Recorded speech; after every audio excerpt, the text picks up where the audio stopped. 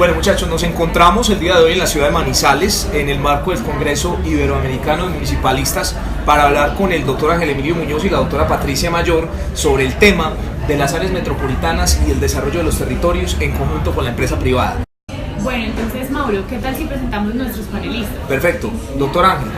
Bueno, mi nombre es Ángel Emilio Muñoz Cardona, postdoctor en Economía del Sector Público de la Universidad University of Amsterdam, y actualmente me desempeño como docente e investigador de planta de mérito nacional en la Escuela Superior de Administración Pública en Antioquia.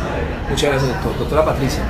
Buenos días, gracias por la invitación. Mi nombre es María Patricia Mayor López, administradora pública, docente e investigadora en la Escuela Superior de Administración Pública, empresaria del sector de confecciones textiles en Barranquilla y Bogotá. Muchas gracias. Yo soy Mauricio Noreña, médico especialista en gerencia de salud, en gerencia de riesgos y terminando mi magíster en administración pública.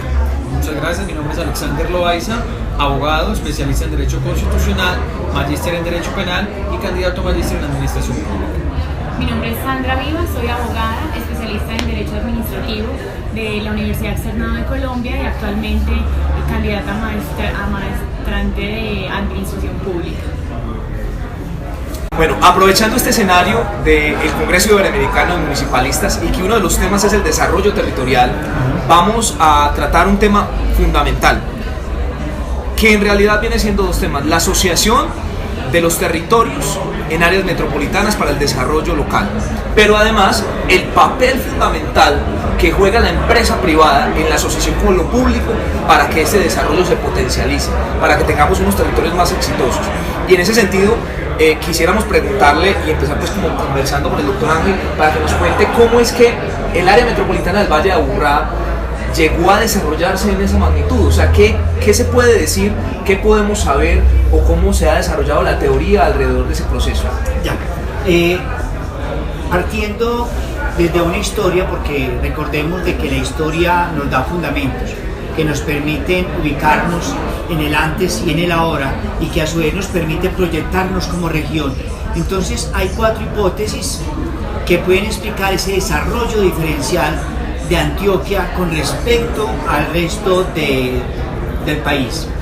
Una primera hipótesis nos la va a formular el inglés historiador Robert View. Robert View, al igual que María Mercedes Botero del Centro de Investigaciones Económicas del CIE, van a formular la hipótesis que es la unión de las grandes familias que integran sus capitales producto de la actividad caficultora, producto de la actividad comercial, producto de la actividad minera, y van a conformar empresas de alto riesgo que se van a consolidar durante el siglo XIX como sociedades anónimas. Son las primeras que se generan dentro del país. Pero ¿qué es lo importante? Que estas grandes familias van a montar empresas que van a ser complementarias, no una empresa que le va a competir a la otra, sino que unen capitales. La misma familia va a unir capitales en torno al crecimiento industrial, empresarial complementario, y eso le da una gran fuerza de desarrollo al departamento. Y recordemos que se integran entonces como sociedades anónimas, donde las mismas familias aportan capital para el crecimiento industrial, listo, y diferenciado. Esa es una primera hipótesis que nos formula Robert de View. Hay otra segunda hipótesis que nos la va a formular Jorge Melo, economista colombiano, también historiador, y Jesús Antonio Bejarano, también economista. Jesús Antonio Bejarano va a decir: la parte del desarrollo diferencial del departamento de Antioquia radica en la riqueza de sus recursos naturales. Allí, y a su vez a esa complementariedad de la riqueza de los recursos naturales como el agua, que le ha permitido a Colombia, que le ha permitido a Antioquia concentrar más del 50% de la reserva hídrica y ser más del dueño del 50% o a casi el 50% de las hidroeléctricas, ¿cierto? Es decir, de las reservas hidroeléctricas. Dice, ese es un gran factor. Y el segundo es lo minero. Sin embargo, Jorge Melo va a hacer una claridad, pero lo que más le empuja a Antioquia es el regionalismo, el amor por el territorio. Claro, porque es que, ¿cómo de otra manera poder explicar que no siendo un país costero, siendo una región costera, logra un alto desarrollo en el interior con una topografía altamente difícil? Entonces, de acuerdo a ello, ese mismo regionalismo los va a impulsar a aprender de sus fracasos. Hay una resiliencia. Esa aprender lo va a llevar por amor propio, por amor al territorio, a ir mejorando las condiciones de crecimiento. Y a su vez, ellos van a conformar una serie de sindicatos patronales. En Colombia, a diferencia del resto del mundo, van a ser más fuertes los sindicatos patronales en el siglo XIX que el sindicato obrero. Esos sindicatos patronales se van a conformar alrededor de núcleos de empresas para defender los intereses del núcleo de empresas. Entonces se hace Fasecolda, así hace la ANDI, ¿cierto? Todos van a ir conformándose para defender los intereses y evitar que las decisiones del centro afecten las decisiones de crecimiento regional. Máxime cuando es un país que todavía no ha jalonado suficientemente su infraestructura de telecomunicaciones y de medio de transporte. Entonces, de esa manera, Antioquia logra consolidar la SAC, la Federación Nacional de Cafeteros, logra consolidar la ANDI, logra consolidar Fasecolda, ¿cierto? Todas estas instituciones que le van a dar forma y van a proteger esos sectores. Esa es una posición que me parece a mí de las más importantes, al mismo amor del territorio, y que van a llevar a que se conforme el grupo empresarial antioqueño. O sea, ese amor por el territorio, ¿en qué llega a concluir en el 78? Con el grupo empresarial antioqueño, que integra 124 empresas. Ese grupo empresarial antioqueño, para ellos mantener la propiedad de las empresas en manos de antioqueños, van a hacer que unas a otras se presten. Entonces, si por ejemplo la novela necesita plata, le puede prestar Argos, o le puede prestar Sudamericana, o le puede prestar General Motors. En fin, las empresas antioqueñas se van a prestar entre ellas mismas y se van a transferir sus propiedades accionarias. De esa manera, cuando yo ya pago, me devuelven las acciones y las empresas siguen en manos del territorio. Principio ideológico fundamental: si nosotros perdemos el manejo de nuestras empresas, se pierde el dinero para la inversión social. Y es lógico, no es lo mismo ser dueño que ser mayordomo. Si yo soy dueño, las ganancias que generan mis empresas se generan en el desarrollo de la región. Pero si se venden a multinacionales, las ganancias van al extranjero. Y aquí no se queda, aquí solamente se pagaría mano de obra barata. Entonces, la importancia de que nuestras empresas sean formadoras de nuevos empresarios implica conservar la propiedad. Así la gerencia es ocupada por antioqueños, no es ocupada por, ¿cierto?, extranjeros que no apropian el conocimiento, no lo expanden. Eso da pie a la tercera gran hipótesis que establece Nicanor Restrepo Santamaría, quien es un empresario de Sudamericana, una de las empresas más importantes del grupo empresarial antioqueño. Entonces dice, la importancia más grande radica en que la gerencia antioqueña de las élites patronales antioqueñas no se quedan exclusivamente en los hijos, no. Es decir, si yo soy el dueño de la empresa, no es que mi hijo va a ser el próximo gerente, es de acuerdo a las capacidades. Entonces el hijo es el dueño, pero quien la administra es el que tenga las capacidades. Si el hijo tiene las capacidades, se queda administrando la empresa, pero si no, no. Y las gerencias deben rotar cada 4 o 5 años para que usted deje de ser previsible en el mercado. De esa manera, usted siempre se mantiene a la vanguardia. Eso es una súper estrategia que hace el grupo empresarial. Entonces ellos envían sus hijos y todo lo demás, los envían a que se capaciten, traigan sus conocimientos, los aporten a la empresa, y si hay necesidad de hacer asociatividad para una empresa y generar y ampliar más el mercado, pues se hace la asociatividad, pero no se le vende la empresa. usted puede participar, pero usted no va a tener más del 50% de la empresa. Una vez que captamos la forma como usted trabaja, sus contactos y todo lo demás, volvemos y le recompramos su participación. De esa manera, la empresa tiende a conservarse dentro de manos gerenciales antioqueñas. Eso es fundamental, esa idea que nos plantea Nicanor Restrepo Santa María en su tesis doctoral en la Universidad de Lyon, en Francia. Y una cuarta hipótesis, la última hipótesis que se maneja, es que el sector empresarial, el sector político y el sector de la iglesia trabajaron juntos. Pero para entender esta hipótesis hay que entender Colombia antes de 1986 con el acto legislativo 01, porque antes de ello los gobiernos eran generados, no eran por voto popular.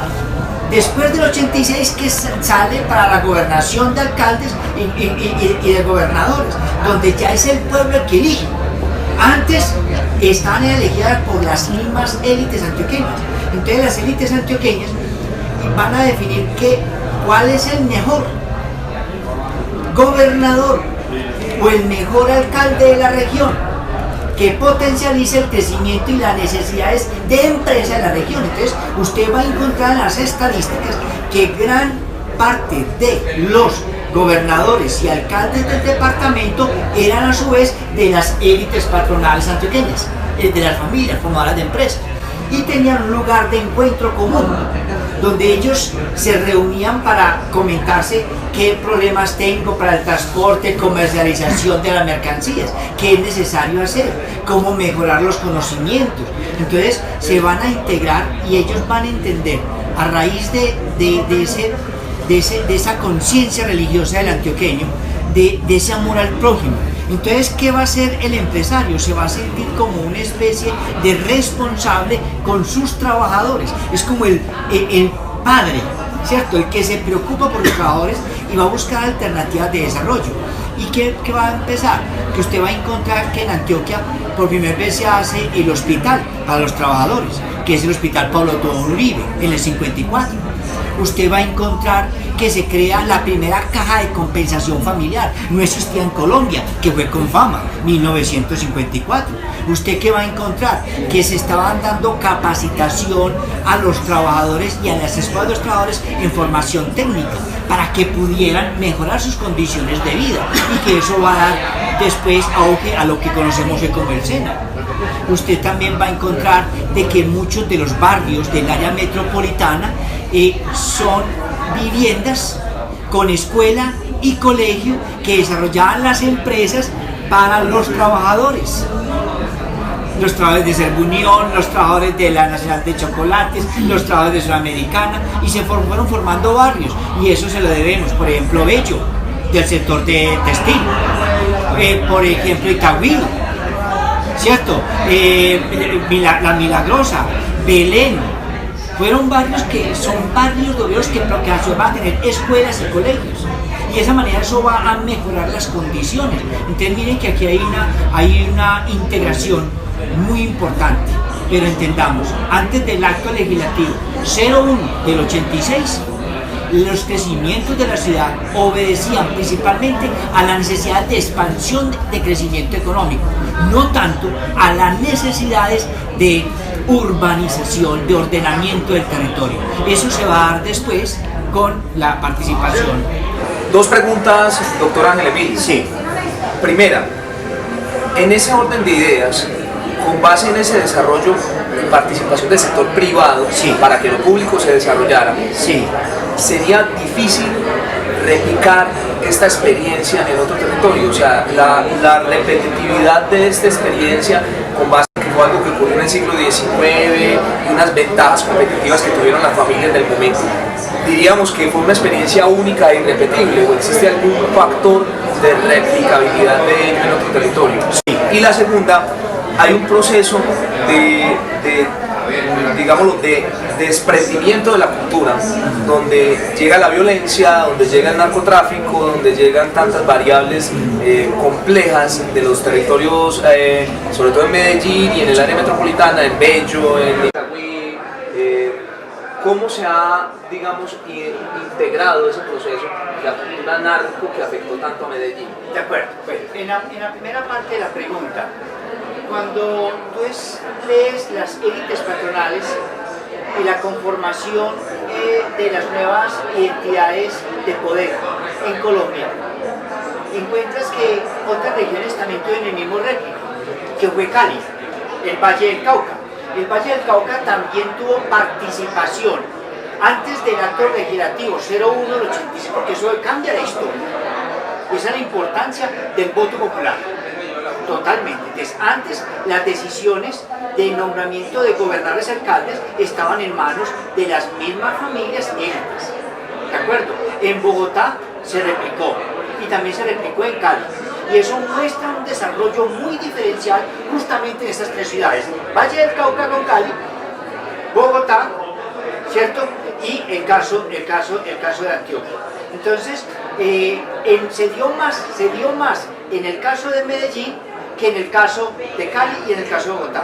Pero también allí usted encuentra, cuando hace una revisión a los nombres de los concejales, a los nombres de los alcaldes y a los nombres de los gobernadores que venían de familias empresarias de la región. En Bogotá se consolidaron aún todavía como presidenciales. Y aún todavía nosotros tenemos grupos de familias que se mueven dentro de un mercado, yo diría aristocrático y oligárquico, porque están comandados por 4 familias que manejan todo el poder económico y que vienen de familias empresariales. Entonces no es desconocimiento. De pronto algunos pueden descalificar como una forma despectiva de oligarquía y otros como una forma positiva de aristocracia. Yo diría que hay una combinación de ambas. Yo no me atrevería, después de hacer un estudio a conciencia de la historia, calificarla de una vez de negativa de oligarca o calificarla de una vez positiva de aristocrática. Hay una mezcla. Hemos tenido gobiernos buenos de esas inserciones como gobiernos malos. Y eso marca un desarrollo en Colombia y en nuestros territorios especiales. Después de 1986, nosotros vamos a ver una época de la década de los 80 que va a estar marcada por unos desarrollos totalmente diferentes. Unos desarrollos internacionales que van a permear a nuestras ciudades. Nace el narcotráfico. El narcotráfico no nació en Colombia. El consumo de estupefacientes no lo inventamos los colombianos en ningún momento. Nosotros recibimos copias de un mercado a nivel internacional que comenzaban a experimentar en Hollywood. En Hollywood comenzaban a experimentar los artistas de cine, que se veía como algo de glamour, ¿cierto? El consumo de estupefacientes. Recordemos la historia en Cuba con el consumo del alcohol y las mafias sicilianas. Es decir, todos estos consumos de vicios no nacen directamente aquí, es propio de las sociedades, son propios el consumo de estupefacientes, alucinógenos, pero en forma real más que todo era de licor, eso es lo que nosotros consumíamos, y el tabaco, que también tuvo su época de prohibición el tabaco. Entonces nosotros que teníamos un consumo de alcohol y un consumo de tabaco, pero cuando empezamos el mundo dio otros giros y eso se aprovechó como una oportunidad de hacer negocio. ¿Por qué? Por las condiciones climáticas. Las condiciones climáticas van a favorecer la producción de marihuana y la producción de Estados Unidos, que son propias de estos territorios que eran más agrícolas, y va a presentar una nueva fuente de ingresos. Ahí estuvo. Y recordemos que en la década de 70 fue época marimbera. Y eso va a definir de una u otra manera hasta el nacimiento de bancos en Colombia. Va a definir nuevos ordenamientos, porque es que ya va a surgir que para esa década el narcotráfico va a tener un capital que necesita empezar a legalizarse. Y se van a meter en la política y comienza una descomposición. Pero esa descomposición era también copia de una mafia siciliana, era también copia de una mafia en Bronx, en New York, en Manhattan, en Hollywood. Es decir, eso ya se va trasladando, ¿de acuerdo? Entonces entendamos que nosotros no hemos inventado nada, hemos copiado. Y que en esa copia no se ha dado el verdadero tratamiento a los problemas que actualmente enfrentan. Nosotros tenemos un microtráfico, pero ese microtráfico es más culpa nuestra de nuestra política interna, al no saber abordar y entender de que si existe el flagelo del consumo de alucinógenos, cómo evitar de que ese consumo de alucinógenos, además de ser malo para la salud, se convierta en fuente delincuencial. Porque eso no está en Netherlands, porque eso no está en Madrid, porque eso no está en Alemania. Cuando comenzó a hacer descomposición social, crearon lugares específicos para el consumo y educaban a la gente para que no continuara enfermando a otros niños jóvenes, a personas no adictas.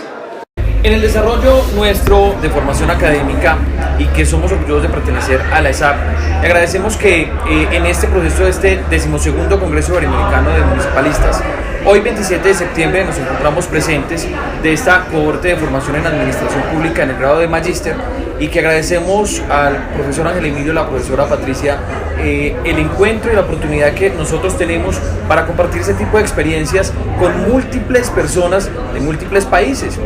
La formación académica de hoy no debe sustentarse solamente en irnos a un recinto a repetir lo que dicen distintos autores y que luego de memoria nos pregunten qué dicen esos autores. Por eso esta experiencia es muy importante para nosotros que estamos en formación y hoy que gracias al esfuerzo del profesor Ángel Emilio nos encontramos presentes en esta maravillosa experiencia para todos. Qué bueno sería que para próximas oportunidades de cohortes de maestría fuese más a la experiencia de encontrarnos en escenarios como este. Por eso pues agradecemos a ustedes, a la profesora Patricia, al profesor Ángel Emilio, invitarnos para nosotros compartir cada una de esas experiencias con los municipalistas. Que su eslogan es una agenda territorial para los objetivos de desarrollo sostenible. Y en ese sentido, y enfocándonos en la temática central del video, quisiera preguntarle a la profesora Patricia, ¿cuál es el impacto de la unión de territorios y de qué manera impacta también la empresa privada en este desarrollo? Alex, gracias por tu pregunta. Para hablar de la integración de los territorios, es necesario tener en cuenta tres elementos muy importantes, ¿cierto? El desarrollo en Antioquia se vio influenciado a partir del siglo XX por el desarrollo del lema Ciudades Clúster. El tema de Ciudades Clúster lo que hizo fue unir el sector privado, ¿cierto?, en grupos empresariales, que eso fue el primer momento de integración. Ellos juntos eran más fuertes, se convertían en nodos, en centros de producción que eran supremamente importantes y desarrollaban cifras exorbitantes de exportación y nos hacía mantenernos como uno de los países exportadores líderes, a tal punto que nos decían la Atenas de Sudamérica en el renglón de confecciones y textiles. De ahí para allá la historia viene desarrollando el tema de ciudades clúster o de clúster a todo nivel económico en el país, a tal punto que ya estamos hablando de clúster de medicina, clúster agrícola. Bien, entonces esa es la historia de la integración de los territorios. Surge entonces el momento de la consolidación o la aparición de área metropolitana, que es la integración de las ciudades en los territorios. Entonces cuando hablamos de área metropolitana, hablamos de 10 ciudades que se han unido, ¿cierto?, en búsqueda de la sostenibilidad, de la sustentabilidad, en búsqueda de la unión económica para el progreso, para que entre todos se dé el crecimiento no solo del territorio, sino del territorio, y se escala a nivel nacional. ¿Qué pasa con la aparición de área metropolitana? Se concentran tres aspectos muy importantes. Uno, esta figura que contempla desde lo urbano. Ahorita vamos a desarrollar un poco el tema hacia las provincias y luego escalamos al nivel nacional. Área metropolitana se encarga de tres temas específicos que garantizan desarrollo, sostenibilidad y sustentabilidad para las ciudades, y eso sirve como ejemplo porque área metropolitana en el Valle de Aburrá es el ejemplo de Antioquia para el país.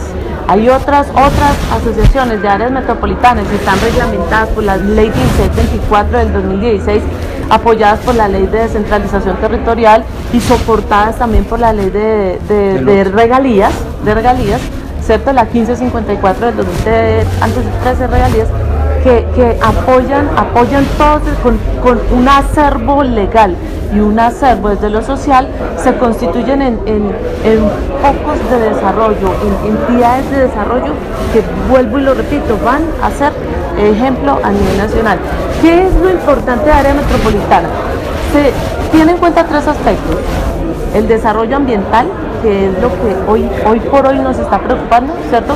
El desarrollo de infraestructura, que es un poco lo que estamos conversando también es el desarrollo de infraestructura nos lleva a progreso, nos lleva a economía, nos lleva a desarrollo, ¿cierto? Y un tercer aspecto que tiene que ver un poco con la educación, ¿cierto? Entonces, ese ha sido un aspecto muy importante en la integración a nivel ciudades, a nivel municipios de un alto porcentaje de habitantes de un territorio. Y miren que ha sido exitoso porque uno mira, área metropolitana consolida 10 municipios: Itagüí, Medellín, Envigado, Sabaneta, La Estrella, municipios ellos manejan, esta área metropolitana maneja un nodo central que es Medellín. Entonces, Medellín ha sido galardonada con muchos premios. Está en la ciudad más innovadora en el 2013, está Medellín Ciudad Sustentable, está Medellín mejor destino para hacer negocios en Colombia.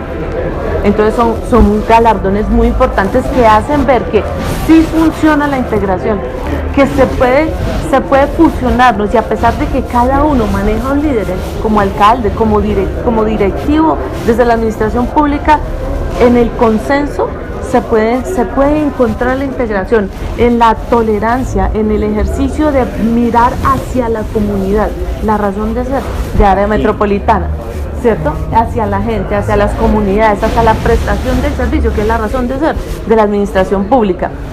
A raíz de ello surge igualmente reglamentada, y con el concurso de la misma área metropolitana, la administración pública y, llamémoslo un poco la academia y la ciudadanía, esa figura de ir hacia la provincia, porque cuando área metropolitana la mencionamos, hablamos de ciudades, pero cuando hablamos de provincia hablamos de los territorios rurales. Gracias, profesor. Hablamos de los territorios rurales, entonces encontramos municipios de sexta categoría, cuarta categoría, ¿cierto? Municipios que en realidad, por el hecho de que se le hayan catalogado de cierta categoría, de pronto en el desconocimiento un poco también de sus líderes, no logran la reglamentación que les permita acceder al nivel regional y al nivel nacional para llevar a través de la descentralización política, económica y financiera beneficio para sus comunidades. Entonces encontramos municipios, vamos a salirnos de un poquito del contexto de Medellín, vamos a hablar de, estuvo tan de moda hace poco el municipio de Chocó, que se decía Belén de Bajirá. Son municipios de Belén de Bajirá, son municipios que no alcanzan a ser desarrollados. Entonces, la conformación de provincias es una apuesta muy importante, y la lidera área metropolitana. Por cada peso que da área metropolitana, un peso da la gobernación y otro peso, esto escala y se lleva allí. ¿Qué se busca con la aparición con la conformación de las provincias? Mira, cuando se conforman las provincias, se busca que no sea solamente una asociación de los 11 municipios que por territorialidad y por conurbación están allí. No, lo que se quiere con eso es que ellos se junten, ¿cierto? Se consoliden, busquen sus vocación, porque normalmente todos los municipios quieren desarrollar el turismo y nada más, y no están o no tienen el desarrollo como para el turismo, pero tienen fortalezas de la agronomía, tienen fortalezas desde el tema de los trapiches y ese tipo de, o sea, otras economías diversas que pueden constituir un grupo muy importante y los pueden sacar adelante. Es allí donde la administración pública, área metropolitana, le apuesta. ¿Qué pasa allí? ¿Qué es lo importante de eso? Hay una cosa muy hermosa, y es que cuando se le da el nombre a las provincias, una vez reglamentadas y preparadas legalmente para que sean reales y no solamente un saludo a la bandera, ellos se conformen y también tengan identidad, pertenencia. Entonces está el caso de la provincia de Caramanta, está Cartama, perdón, está el caso de la provincia de Sinipaná, donde sus nombres salen de donde nacen sus ríos. Eso les da identidad. ¿Y qué se busca con ello? Evitar el tema de que el joven que está en la provincia quiere estudiar, entonces se va para los territorios, para las ciudades más grandes, y se queda allí y se fugaron los cerebros. No, lo que se busca es llevarles a las provincias el desarrollo, llevarles a las provincias la educación, la cultura, ¿cierto? Eso que los jóvenes quieran estar allí, estudiar allí, permanecer allí, desarrollarse allí, consolidarse como un territorio, escalar a nivel nacional y desde allí. Había un caso muy curioso. Hay un territorio que en este tipo de asociación desarrolla el cultivo de la uchuva, ¿cierto? Entonces desde el municipio más pequeño se puede llevar la uchuva a nivel territorial y también a nivel nacional, y llegamos hasta exportar. Esa es la apuesta que se le hace a la integración de los territorios. Bueno, muy bien. Finalmente, y en el marco de la materia que estamos estudiando actualmente en nuestra maestría, que es análisis de casos exitosos, resaltando el caso exitoso del área metropolitana del Valle de Aburrá, ¿cuáles son los retos? ¿Cuáles son las apuestas? No solamente para el área metropolitana del Valle de Aburrá, sino para todas las áreas metropolitanas del país. Toda vez que al analizarse como un caso exitoso, la pregunta es, ¿qué hacemos nosotros desde los otros territorios en la conformación de áreas metropolitanas, en la unidad de municipalidades, para replicar las experiencias que nos sirvan para potencializar el desarrollo de nuestros territorios? ¿Cuáles serían esas apuestas, esos retos? ¿A qué le apuntamos? Bueno, yo me atrevería a decir que una primera gran propuesta es aumentar la confianza política, que partamos de una construcción de territorio a largo plazo, a 20, a 30 años, donde seamos capaces de unirnos políticamente y conciliar ideas en función del beneficio social. Esa es una primera. Sí. Quitar las rivalidades políticas. El territorio no son de los partidos. El territorio no es de un líder. El territorio es de todos. Por lo tanto, la construcción es conjunta en bien del ejercicio de la dignidad de la persona humana, de la reducción de la pobreza. Para eso es que elegimos gobernantes. Y la segunda gran alternativa, ningún proyecto sirve si no se consulta a la sociedad, si no se socializa, si no se le cuenta los pros y los contras. No podemos pensar que podemos hacer política pública de espalda a la sociedad, porque cuando la hacemos, la sociedad ya no nos la permite. Entendamos que después del acto 01 en 1986, la reunificación política y empresarial es en función de las comunidades, desde las mismas juntas administrativas locales, desde las mismas organizaciones sociales, es decir, desde la base política, para construir las agendas locales que se conviertan en planes de desarrollo. Eso es.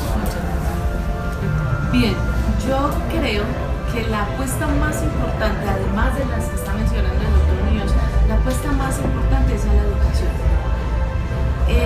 Este tipo de integración requiere que todos los actores que hacen parte de estas formas de integración conozcan qué se va a hacer, hay que socializar, hay que traer los actores políticos, hay que hacer foros, hay que hacer mesas de trabajo, hay que apostarle a la educación, decirle a todos por qué es bueno saber que juntos somos más fuertes.